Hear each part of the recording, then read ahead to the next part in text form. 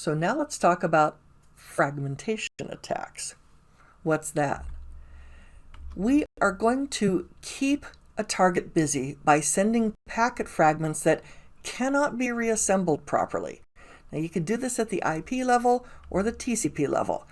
If we do it with IP, what we'll do is we will specially craft one packet but in fragments. And then the idea is that in the IP header, there's a field called fragment offset that describes this packet, this partial packet is from byte 1 to 1024, and this one's from 1025 to 2048 or something like that, probably 0 to 1023. But anyway, they're supposed to reassemble properly, but if we have them overlap, then the target, the very end device, which is trying to put them back together, won't be able to. It'll be going, I'm so confused, and it will eat up its CPU.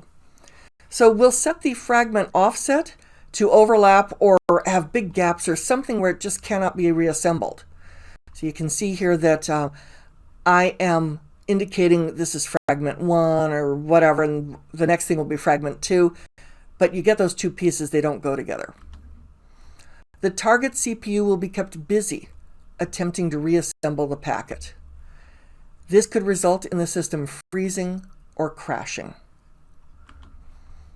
A teardrop attack, this is an old name, it is an IP fragmentation attack, and the IP fragment offset overlaps. Now check this out. So in the IP header, there is a field that will say the fragment. And there are two things. There's the offset, where it starts, and then the length. How far does it go? And are there more fragments behind me?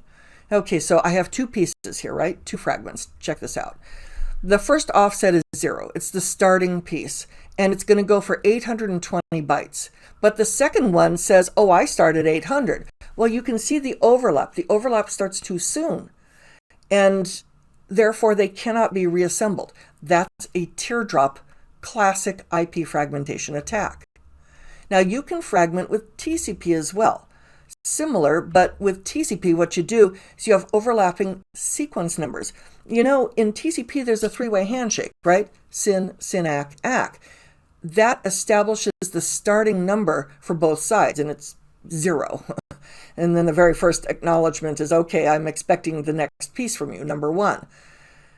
Well, what if I were to send you X number of pieces, and then some of them are like duplicates or going backwards, or there's a huge gap or something? I could have overlapping sequence numbers that cannot be reassembled by the far end recipient.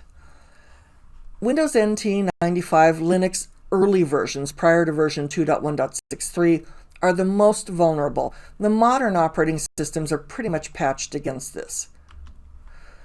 How about a UDP fragmented attack?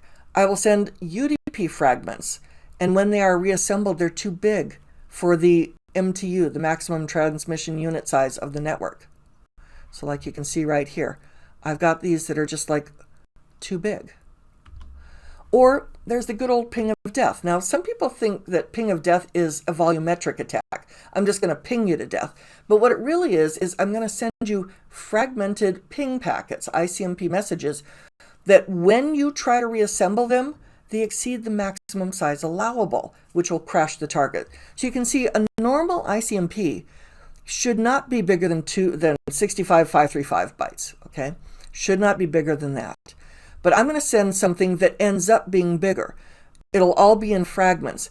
You, the target, are going to try to put those back together, and it exceeds the legal size. It's now an illegal packet, and it can crash you. So that's ping of death.